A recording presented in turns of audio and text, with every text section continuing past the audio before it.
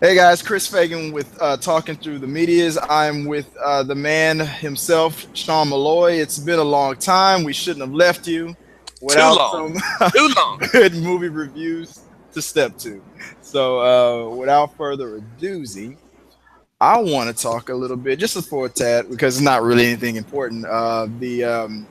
The movie, the box office weekend box office results.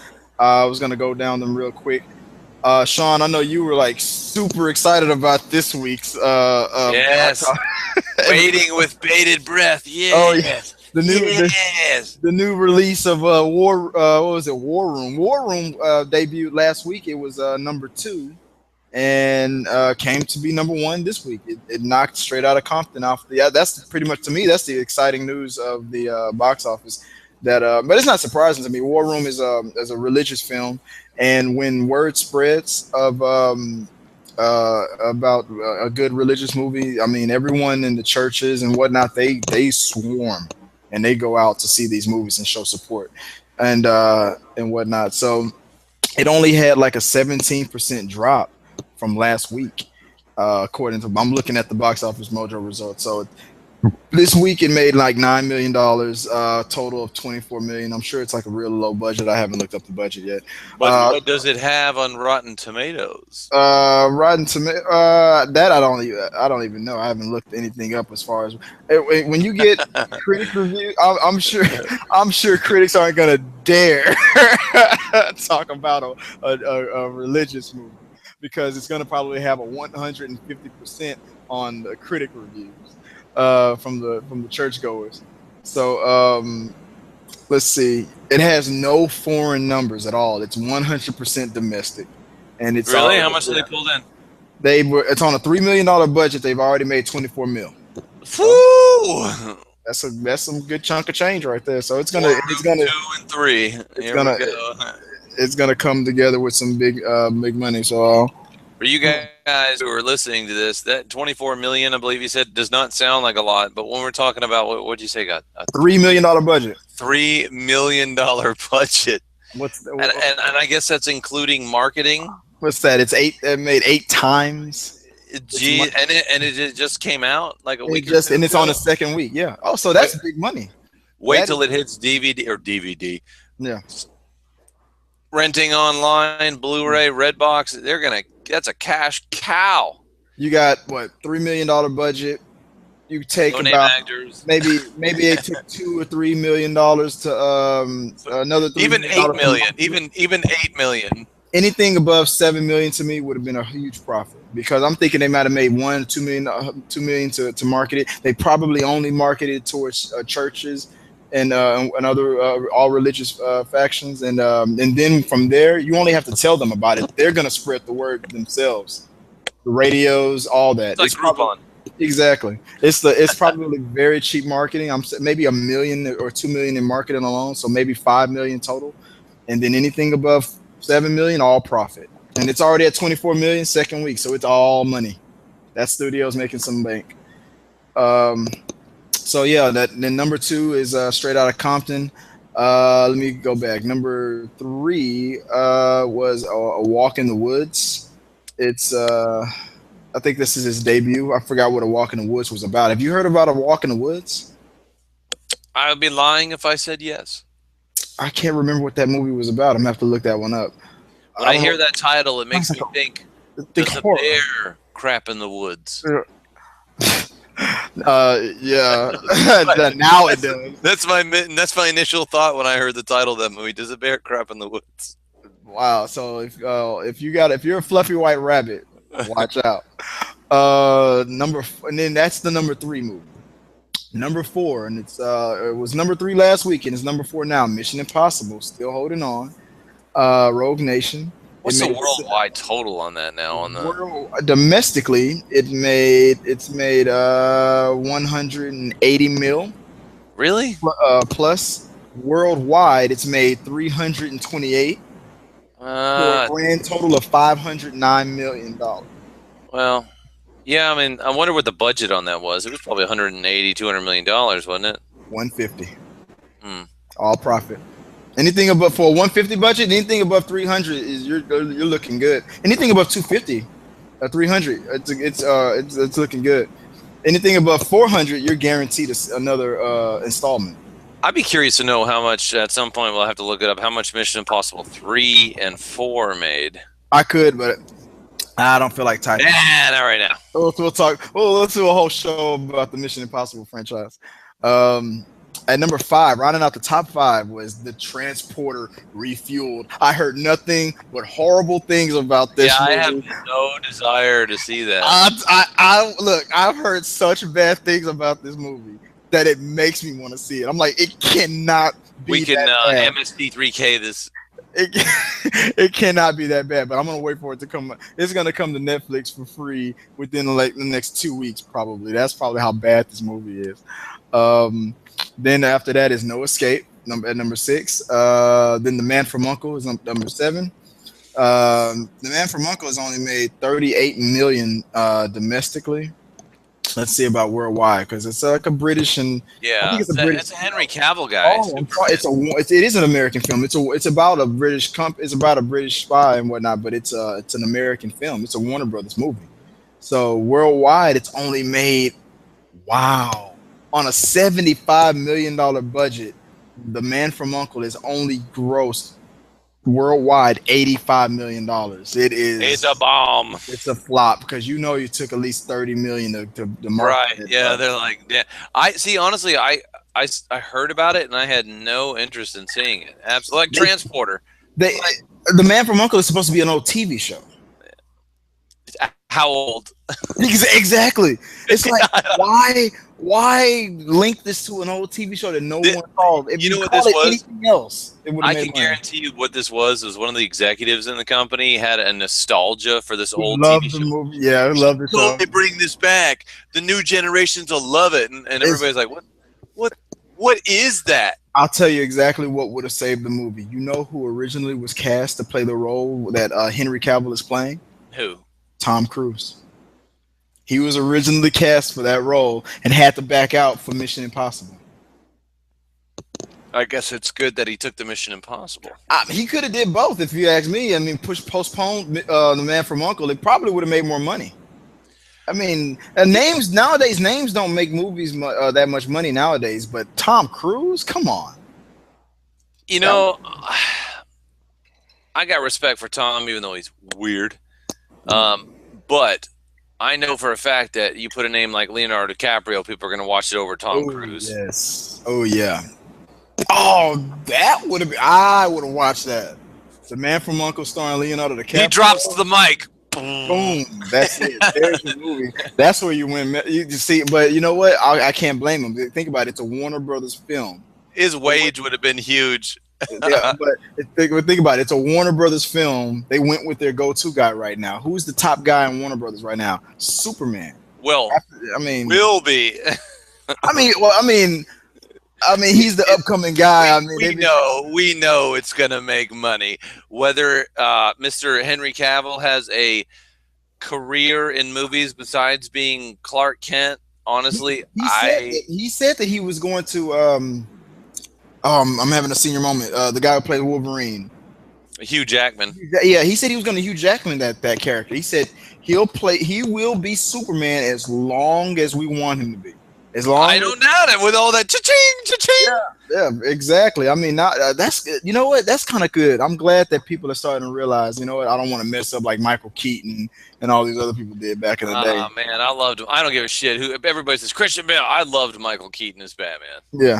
But you know what?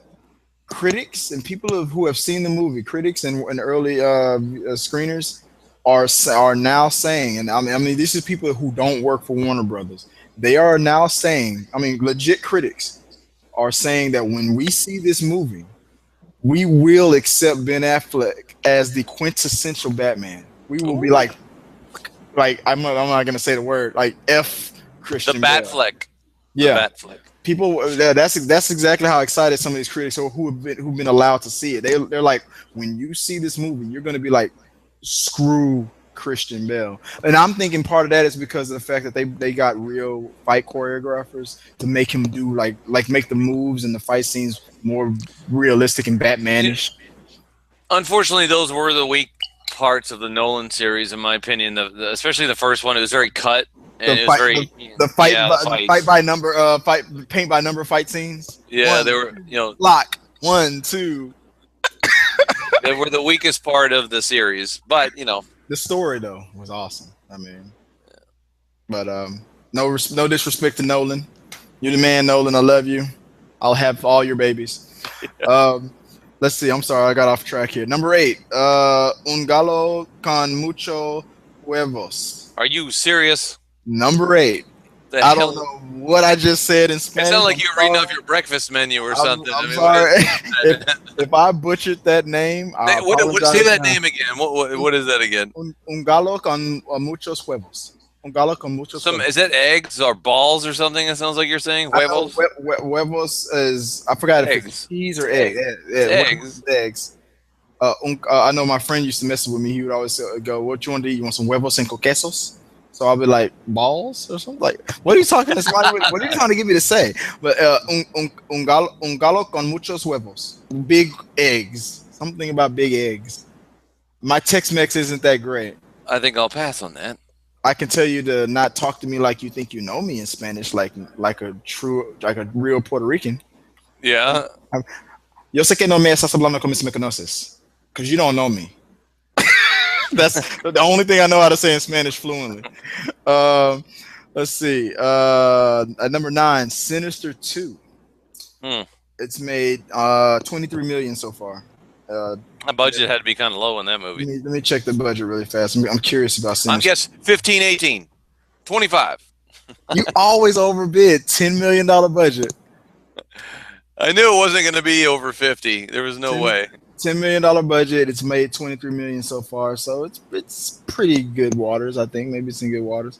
And number 10 was not on the top 10 last week. Came back to the top 10. Inside Out is rounding off. Oh, the top I 10. still haven't seen that movie. I want to see that. Go see that movie, man. I mean, Minions has already made $1 billion, but it's $1 billion now. Yeah, Minion. Let me look at it real quick because it's at number 12. Number 11 was Ant-Man. I shouldn't go past 10, but number 11 was Ant-Man. Ant-Man finally dropped out of the top 10. It's in number 11. On a $74 million budget, Minions has made a total of $1,042,791,460. Woo!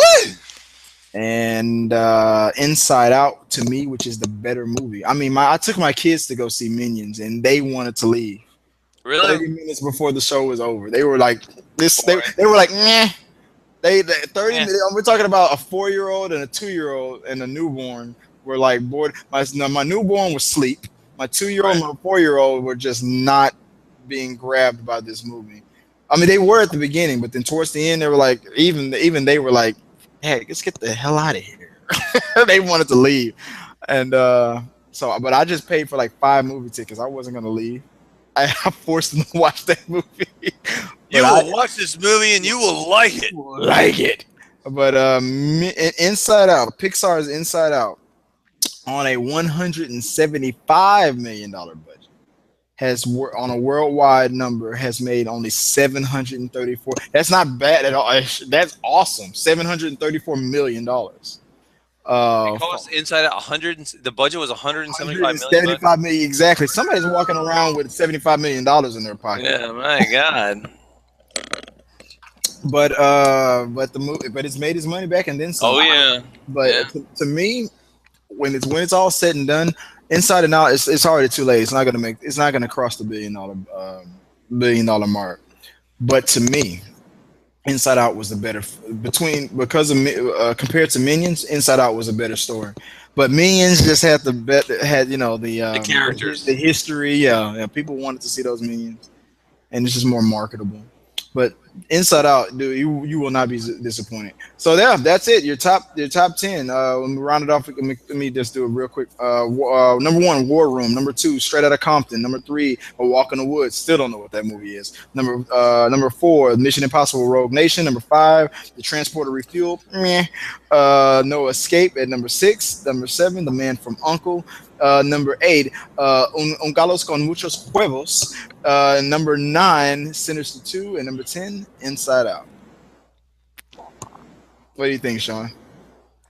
I think it's a boring lineup. I don't know. I've been holding on to a free movie pass for AMC movies, and I have not wasted it yet. Yeah. I am not going to these movies. Oh man, but you're right.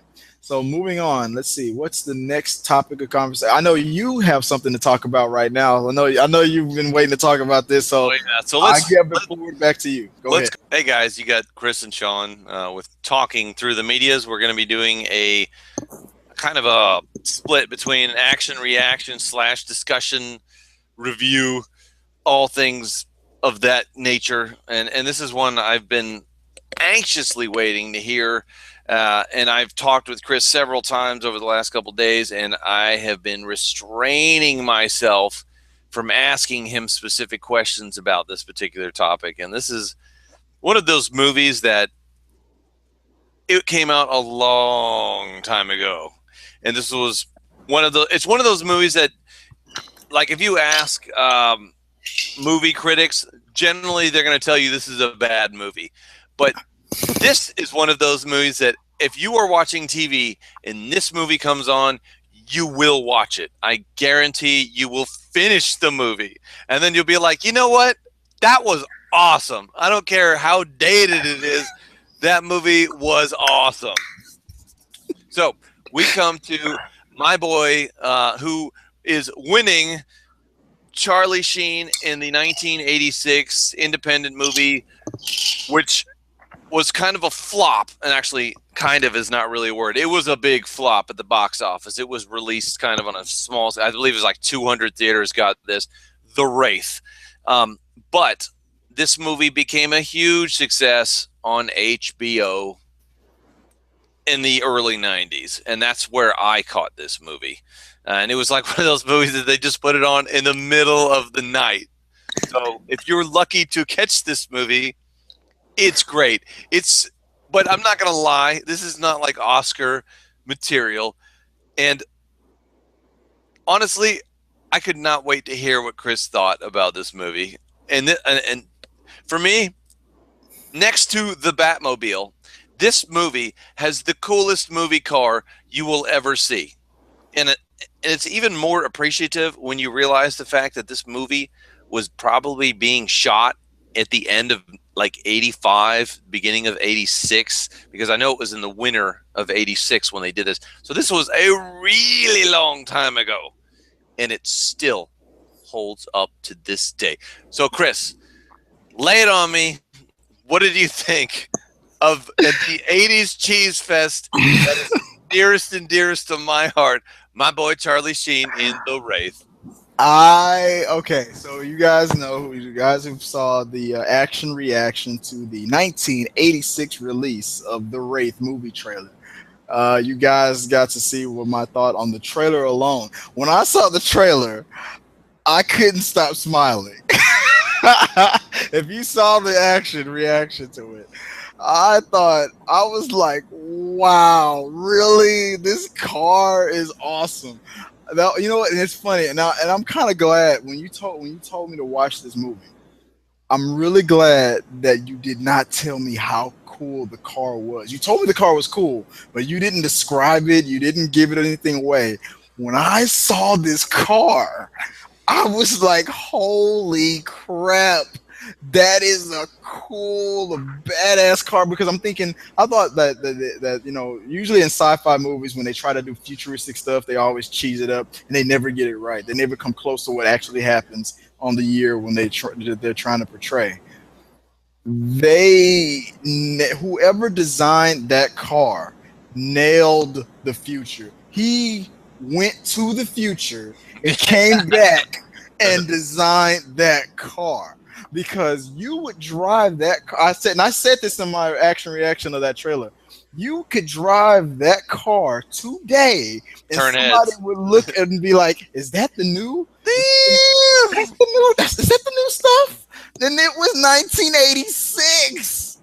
I thought everything in the 80s was garbage as far as fashion and whatnot. But I mean, I'm an 80s baby. I'm a Transformers guy. I'm a Thundercats, He-Man guy. and I love the music from the 80s too. But the fashion and their depiction of the future was horrible. But but Back to the Future, I give them a pass because that was just an awesome story. But this, I am surprised that I never saw this movie. So lay it on me. Wow. So I'm watching this movie, and the first thing I can't get, I'm noticing is the 80s style. You know how they play the soundtrack like as the score, of the movie. That it's like you're every 5 minutes you feel like you're about to watch a montage. You're hearing full lyrics, like they're doing like a Fast and Furious thing. I'm a secret loser. You gotta drive through midnight or whatever. I mean, I could come up with some cheesy words right now. It'll sound like you would think that it was the words for this soundtrack, but it was so awesome that I didn't. Okay. If I was to become like a critic and really critique this movie, then I would be like, okay, cheesy dialogue, the plot was it was all over the place. I can see why this movie lost money, but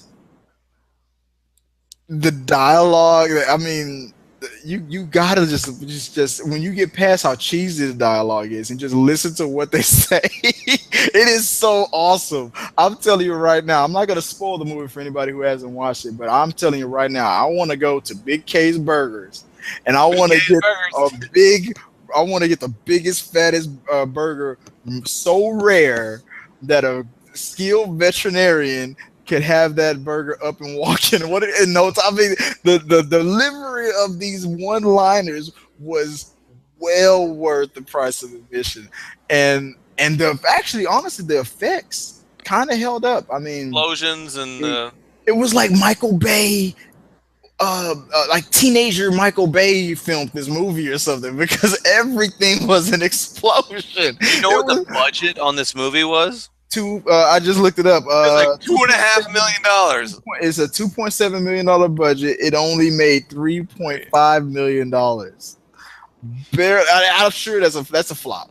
But you got Charlie Sheen, who, by the way, and I want to read this Wikipedia page, and I really want to look up the history. I want a documentary on this movie, because I believe that Charlie Sheen wasn't originally cast for this movie. That's what I believe. Now, I know you might know the history about it. Now tell me if I'm right about this. If you know this, I believe Charlie Sheen wasn't originally cast for this movie. I think this movie was filmed and done, and then when Charlie Sheen was on his way up, they got him in and they refilmed some of these scenes and threw him in, in the key parts, because. I'm not gonna give it away, but you know why I'm thinking that. Yeah, you bring up a very valid point, and I didn't think about that, but actually, that could be very possible, because without giving spoilers, yeah, you could totally have put him into these scenes and have the entire movie running in the background because you don't have to see his face. You don't even have to hear him talk. Just vroom, vroom. That exactly, and that was the first. Now, like I said, I could be wrong about this, but it seemed the movie was 1986. When did Wall Street come out? Wall Street was 87 or 88, I believe. Okay, so it might have been during a time when Hollywood knew he was the next it guy, but they were trying to get something going for him, like what they're doing with Armie Hammer. They said he had just done Platoon. Okay. So it just felt like the scenes that he were in, they felt like reshoots. It felt like this whole movie was done. And then they were like, you know what? We couldn't get Michael J. Fox, but I got another guy you're going to love. Michael J. Fox. I heard a very interesting take about this movie, and I never thought about it, but when I heard it and I stopped and I did think about it, I was like, I'll be damned. That is totally true. Check it out. So, and this is not just from one source. This is from multiple sources I've read this about. So they consider this to be a so-called spiritual predecessor to the Crow. And people will be like, what? But check it out. So he was killed. He comes back, avenges his death, kills everybody. Listen to this. What are the names of those two idiots in the movie? Was it Skank and Gutter Boy, right? Right. What are the names of the two scuzzbags in the gang in the Crow? Skank and Fun Boy. Oh wow, that was his name. He was Fun Boy, wasn't he? Skank. He's like, I hate Skank. Skank's dead. Was it a throwback to the Wraith? I don't know, because the Wraith came out so much further back. When did the Crow comic book start? That's a good question. I know that the film was being shot in maybe 93, 92. And the Wraith was being shot at the end of 85 and I did hear that they shot the entire movie of the Wraith in something like 38 days or 36 days. It was like really quick, because the studio was like, get it done. So they rushed it, huh? I don't know if they rushed it, but they put everything in place. They did a lot of pre-production, but the actual principal photography was like really quick. I think most of the time they spent was building the 6 cars that they needed, because this, okay, so for you guys who are fact addicts, this car that Chris and I love this damn car. This is a real car, Chris. There is only one in the entire world, which is funny because he says, well, I can't spoil the end, but he mentions that this is the only one in existence.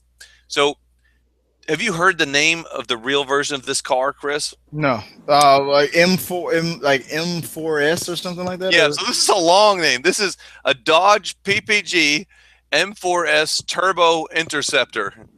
Or they just call it the Dodge Turbo Interceptor. That's what tripped me out the most, the fact that it was a Dodge. The Chrysler logo is on the hood of the car. And what was the name of the main bad guy again? Packard. Packard Walsh. Yeah. Nick. His name is Nick Cassavetti, whatever. I'm looking him. I gotta look him up, dude. I gotta say, he was in Face Off. Wow, the dude is aged. He doesn't look anything the way he looked back in the 80s. Nick Cassavetti, I believe is his name. He played the ally to Castor Troy in Face Off. They don't even mention, like on Wikipedia, they don't even mention these movies in the 80s. They started in 96. They got Unhooked, The Stars, She's So Lovely, John Q, The Notebook, Alpha Dogs, My Sister's Keeper, Yellow. It doesn't show Face Off? No, it doesn't even show Face Off. He's in there. I know 100% for a fact he's in that movie. I'm sure you guys a long resume, but they Wikipedia isn't acknowledging it. But Nick Cassavetti, I'm gonna tell you right now, as far as he's a sicko, dude, in that movie. 80s villains are usually cheesy and hammy and whatnot. He was badass, man.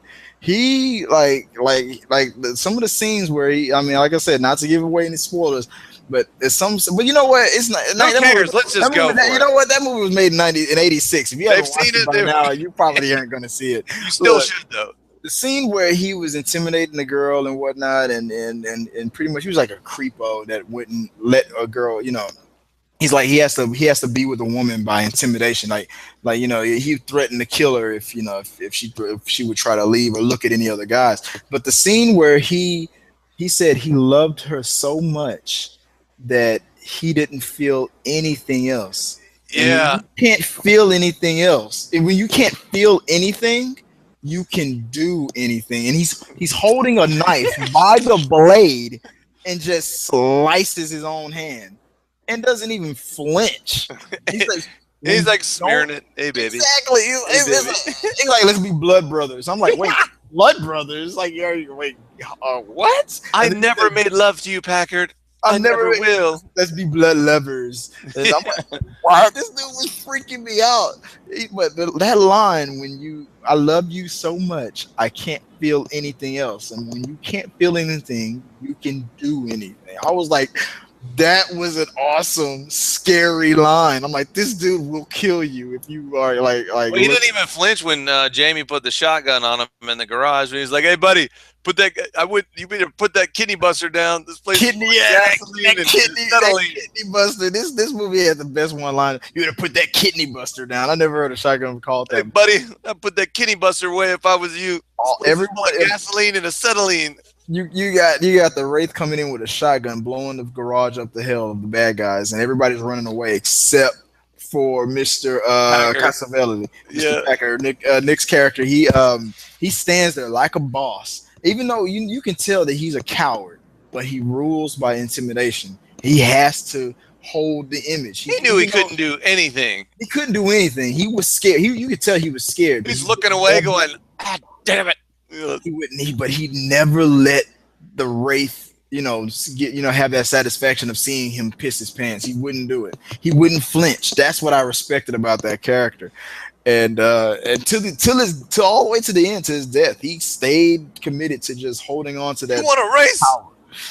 I'll give you a race. This movie felt like Fast and Furious meets The Crow, meets a Marvel movie, meets Ant-Man.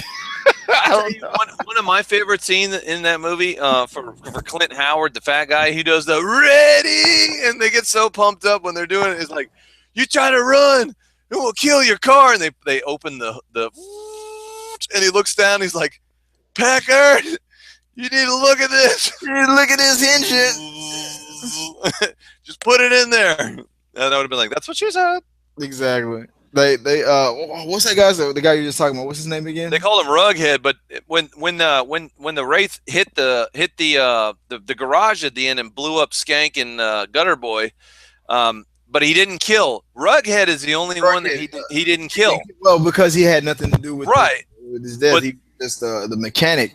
But you know what? This movie did remind me a lot of Fast and Furious. I mean, like the original Fast and Furious. Remember the guy who was the mechanic for the original mechanic? Was the ADD guy? Yeah, the real tweaky guy. Yeah. Like I don't know what I'm doing. Oh man, he reminded me of him. So it was like this movie was like Fast and the Furious, the blueprint for Fast and the Furious, like meets a Marvel movie. Do you know who that guy is? Clint Howard? That's Ron Howard's brother. Right, that's his brother. He's always in a Ron Howard movie. Yeah. I didn't recognize him in the trailer, but when I watched he's got some big ass hair, dude. Man, that movie, oh my god. But the thing that when Randy Quaid was the one I was shocked about. Loomis.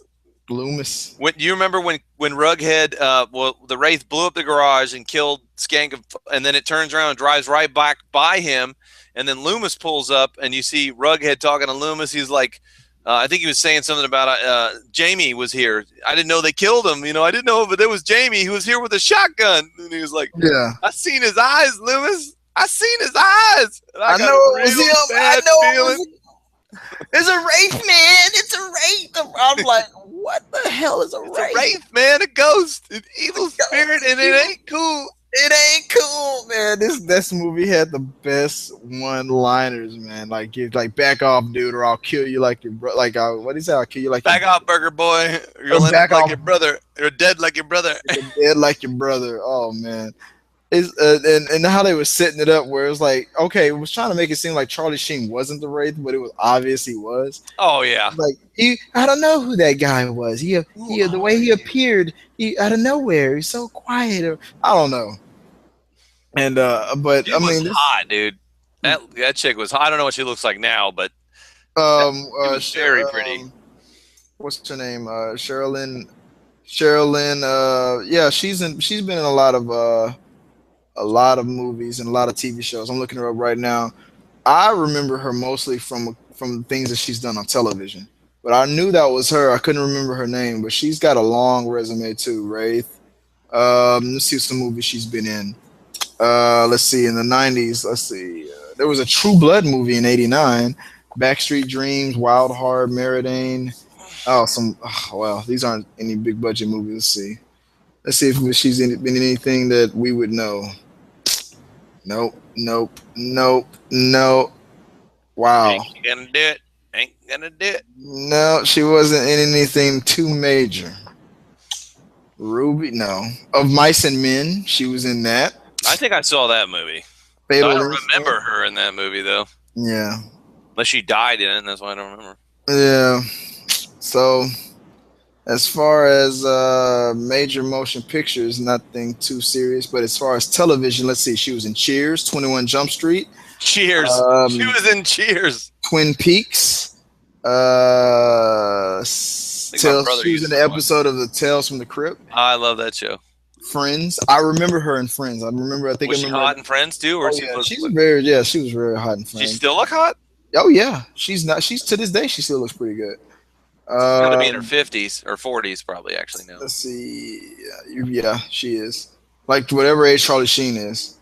I thought she Dawson's was Creek. younger than Charlie Sheen. I don't know how old Charlie Sheen was though back She then. was in an episode of Dawson's Creek, Law and Order Special Victims Unit, Gilmore Girls, Boston Public. I missed that show. I used to love that show. Let's see. Let me ask you this: were you surprised with this one I was after watching the trailer? Were you surprised about the result? after watching the trailer.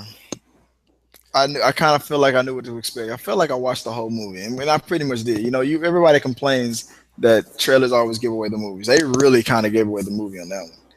But even though you still got to watch this movie, man. I mean, you're not really gonna suffer through it. You're gonna really be intrigued. You're gonna be like, what? I mean, because you're gonna be watching a movie where it's like, okay, cheesy, cheesy, cheesy. Whoa, cheesy, cheesy, cheesy. Holy crap! I mean, this movie surprises you like every 15 minutes. You're thinking, oh my god, I gotta suffer through this montage and this and that classic '80s stuff, and then all of a sudden, boom, something happens. It's like, wow, that was. I'll tell you one thing that kind of pissed me off. Like the whole thing when the main bad guy like rolls into the cemetery and he hits a tombstone. And the piece of the tombstone, well, the piece of the tombstone hit the guy, rolled onto the hood and hit the glass. Not a scratch on the car. He's like moving a big ass piece of cement like off of his hood. The glass is perfectly. He's pretending like it's heavy. He's like, ugh. I'm like, the worst acting ever. I mean, no crack on the glass, nothing. If this would have been made in the like now that piece of tombstone would have came through and like broke his arm or something like that. But I mean, it was the '80s. But I mean, other than that, I mean, remember when Skank was always tweaking on hydraulic fluid and transmission fluid? Yeah, what was that he kept saying? Like he would drink and he'd be like, tweaking, bro. Oh no, I'm tweaking, dude. I'm tweaking. You just stop drinking that stuff. Oh, this shit's got some kick.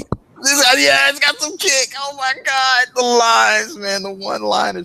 I say cult classic. I'm calling it. Oh, definitely cult classic. Definitely cult. I'm gonna give it a. I'm gonna say it's a must see. It's for an '80s.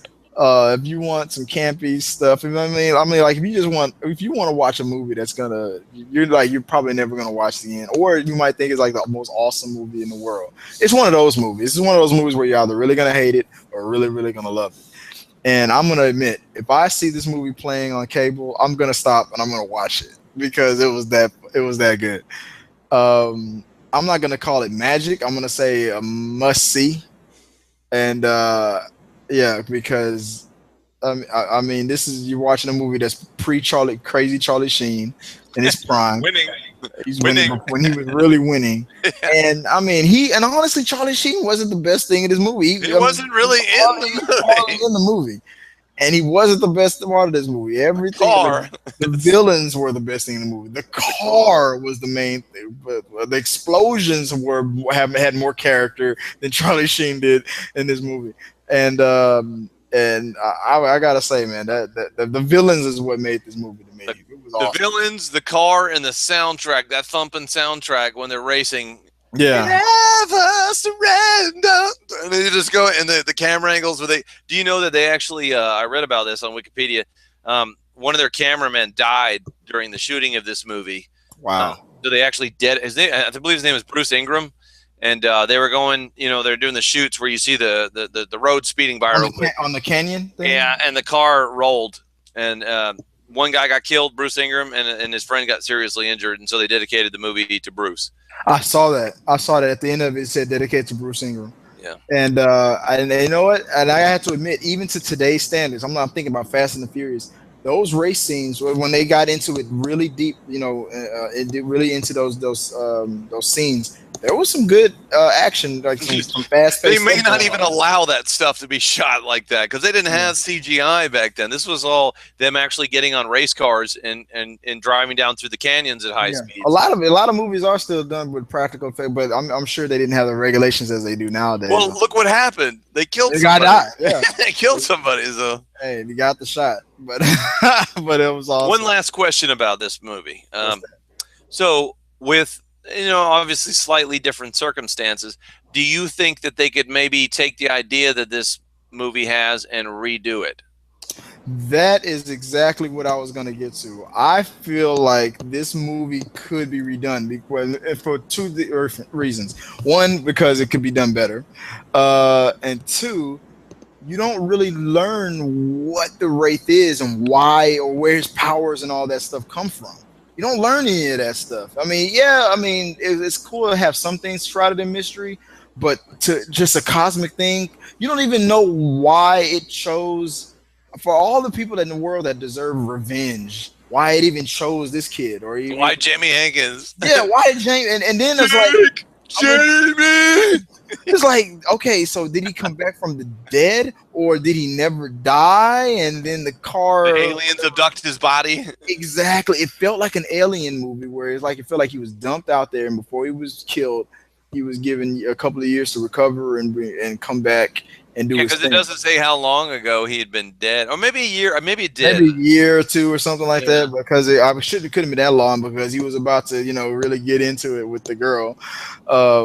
So it was like, I don't know. It just felt like to me like you could learn a good backstory. Nowadays, you would learn where the car or whatever You get to came see from. the inside of the car. Yeah, the whole backstory of who made the car, where it came from, and why what's happening is happening. It was a total mystery, and that's kind of what threw me off from the movie. Like, why you chose this kid to get his revenge? I mean, sure there was other kids that deserved. Why this one? What was it because of the state they were in? Where they were in Arizona, right? Yeah. I'm like what is it? What I mean, I don't know. So it felt like it felt alienish, but it felt like maybe that was in the original script. Maybe they were going deeper in there, but they couldn't go into it because of the budget. That's a good point. It probably is the case that they just didn't. I mean, the movie was short. I think it's like an Yeah, hour and 20 minutes. hour 30, yeah, about like less than an hour and 30 minutes. Now, you wouldn't even really need to do much with the car. I mean, you could put some new rims on it, but the car. Oh no, the car would have to stay the same. Yeah, the car looks beautiful, and that they only have their. So speaking of which, they made 6 for the movie. One of them still exists, and it's for sale. I don't know if I mentioned this earlier in the video. $170,000 they're trying to sell it for. The original Indy pace car, $1.5 million car, is sitting in a museum. Mm-hmm. But that's actually what the car looks like. You see the real car at the only in the very beginning of the movie when those little spheres come together. Yeah. And because they said they couldn't, the insurance company would not allow them to drive the real car because it was like $1 million car. Right. So they said, you're going to make cheap ass replicas of this thing, and we'll allow you to use the moldings for the body, and you put this shit on like a Chrysler or something, and then you can blow those up, but you're not even going to drive this other one. You could take photos of it. It's like, we'll bring it out very carefully one day and let you take pictures really quick. But I can see why. That was a badass car. That car was awesome. They wouldn't let him even drive it. They don't even touch it. Charlie Stand, get him out of here. A little more to the side. It was a good car though, man. That I give it. I say it's a must see. Go see this movie. If you guys want to see what the '80s was really about, go see this movie. Race cars and Ozzy Osbourne tunes. And this movie had it all, like enough nudity to make you stick around. I don't remember, but I think this movie is actually PG-13. I thought it was rated R. It probably is PG-13, but there were still enough boobs to make. Because I'm telling you, this movie made today with that amount of boobage, that'd have been a rated R movie. Because I'm sure the rules changed from the '80s, because it was like, I don't know.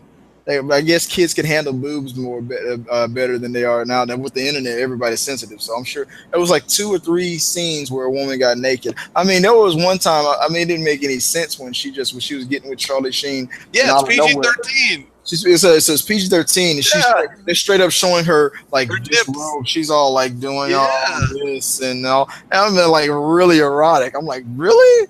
I was 13 and I could have watched this. This is awesome. They said that they shot that during the winter, and you know all those scenes where they're laying out in the rocks and stuff. That was like in January, and they said it was freezing, and but everybody had to suffer through it. So they're like pretend. So a lot of the scenes, if you look real close, you can see their breath coming out because it's below freezing. I think I saw a little bit of that. But yeah. Was she nipping? Like, oh yeah. Like, the water was freezing. They even made a joke about it because she's like they're on the raft floating out. He's like, it's a little chilly for my taste. It's like, it's really nice. You know, it was a joke because the water was like 40 degrees. Yeah. Oh yeah, I remember Charlie Sheen said that, right? Yeah, he's like, it's a little chilly for my taste. Good thing it's warm out. That's why they were not in the water. They're like on a raft. Like my damn arms are freezing.